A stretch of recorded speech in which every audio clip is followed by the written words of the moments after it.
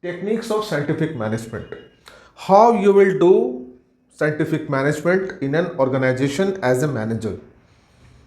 So basically, Taylor proposed these two techniques. One is functional foremanship. Now, what is functional foremanship? A lot of students face problems. They find it very difficult to understand this functional foremanship. तो सबसे पहले तो समझना है कि foreman क्या होता है. फोरमैन क्या होता है? He is the lowest rank manager. The lowest rank in an organization. So previously, like some 100 years back, the lowest rank managers were known as foremen, because this theory of scientific management is very old one. Okay, so that time we used to have this. And Taylor, he gave emphasis to these two specially.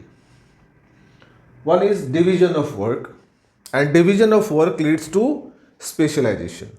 When you will divide the work into different parts, into smaller parts, what happens? Like every person will be specialized in doing one particular work. Like for example, the person who looks after the accounts. So basically, he will be a specialized person about the accounts. He will be knowing everything about the accounts. One who is in marketing, he knows about how to sell the products. One who is in a production department, he knows how to produce, how to manufacture products properly. So that is called division of work, and this leads to specialization. And this functional foremanship, actually Taylor ने एक system तैयार किया था उस time पे, propose किया था उन्होंने कि फंक्शनल फोरमैनशिप के लिए ये उसका स्ट्रक्चर है, जहाँ पे इस सिस्टम में 2 इंचार्ज बनाए गए थे, क्योंकि उस टाइम पे तो factory system was very popular. ठीक है. And Taylor also said that कि एवरी फोरमैन और manager, he must be very intelligent, he must be tactful, he must be very loyal, very honest, he should be hard working.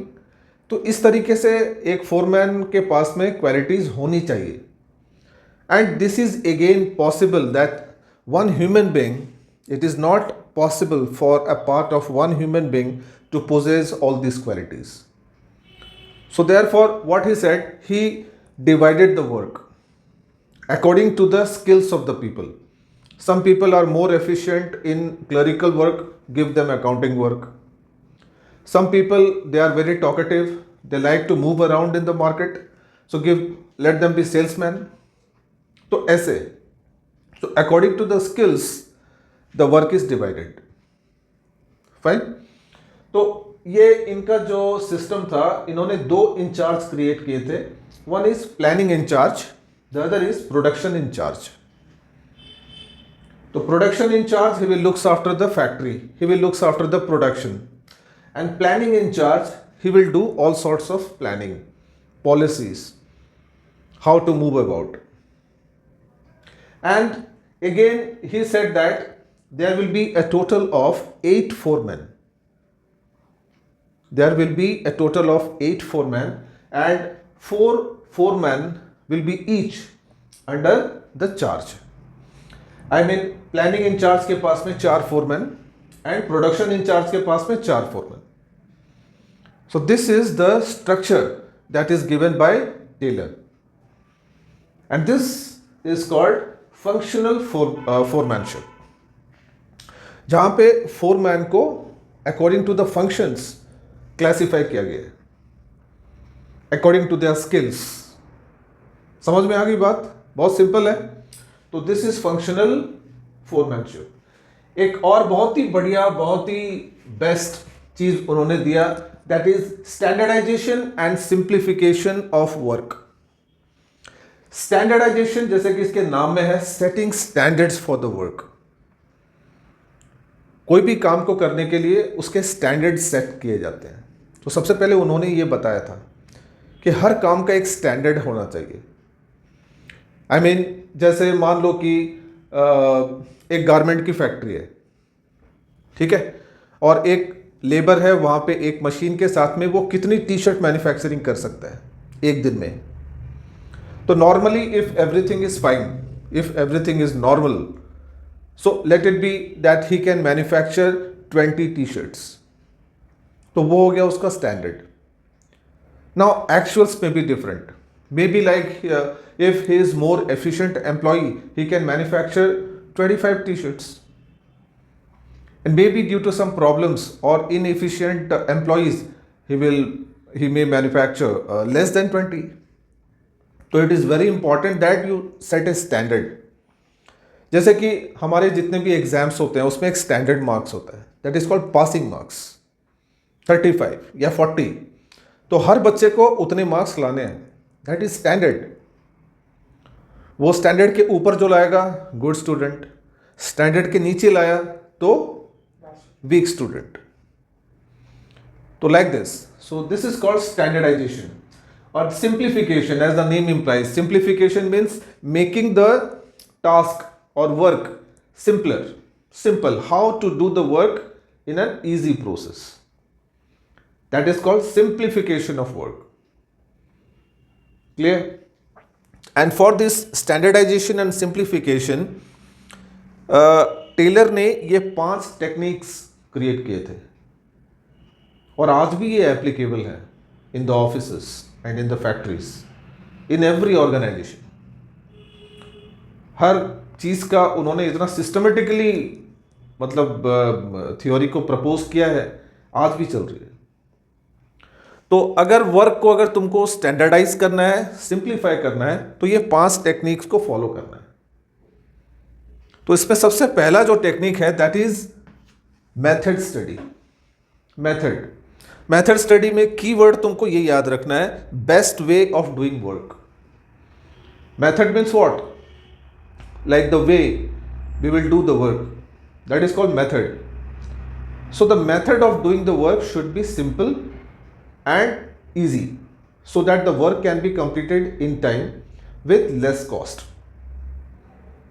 तो that is called method study. तो उन्होंने बोला कि every organization should study about the methods, how to do the work easily with less cost. तो वो सब चीज़ें हम लोग इसमें करते हैं, मेथड स्टडी। मे बी यहाँ पे ऑर्गेनाइजेशन में employ more employees to do the work और may employ more machines to do the work. Now that depends on the resources of the organisation. ठीक है, तो ये सारी चीज़ें इसमें लिखनी है। जो सेकेंड टेक्निक उन्होंने बताई that is motion study. Motion मतलब movement of man and machines. क्योंकि एक ऑफिस में या फैक्ट्री में बहुत सारे लोग काम करते हैं, बहुत सारी मशीन्स हैं, and their location and placement is very important. Where should be the machines, where should be the people sitting और working, so that they can easily move around the office and work. ऐसा नहीं है कि भाई जाते जाते machine से टक्कर खा गए, गिर गए। यू नो, कंप्यूटर हैं, टाइपराइटर्स हैं, ऐसे बहुत सारे छोटे छोटे मशीन्स होते हैं ऑफिस में। तो they should be arranged in order so that work can be easily performed. So that is called motion study.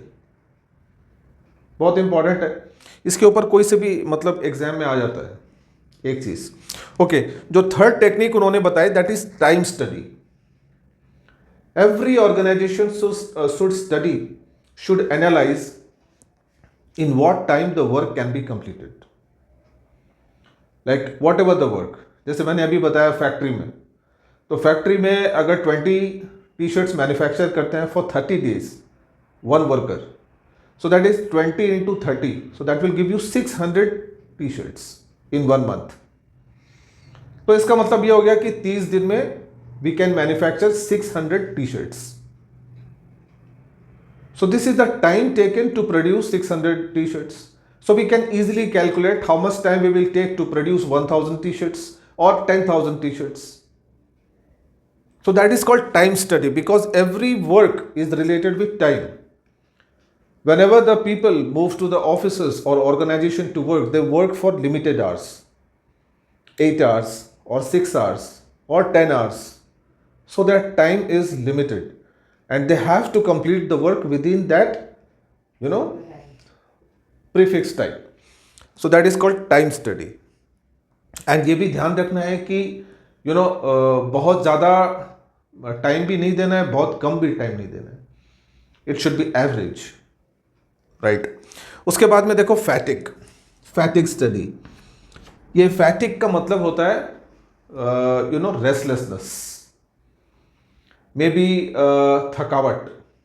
In Hindi we will say tired.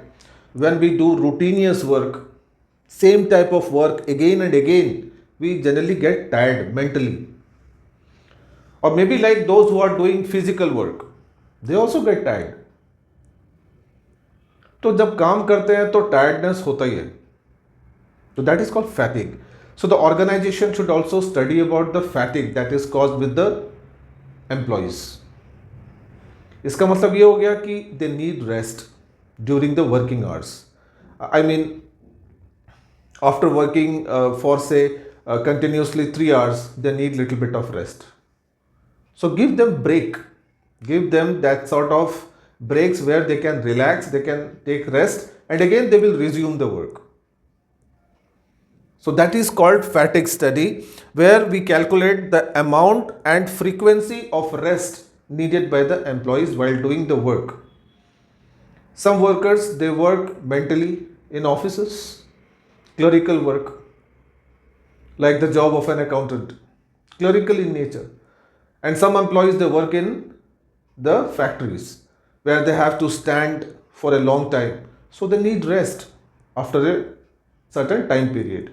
So like this. So it is very important to find the amount of rest. How much rest should be given to each employee. Last, ये सबसे important है for your exam. Differential piece wage system. And इसका keyword है rewards.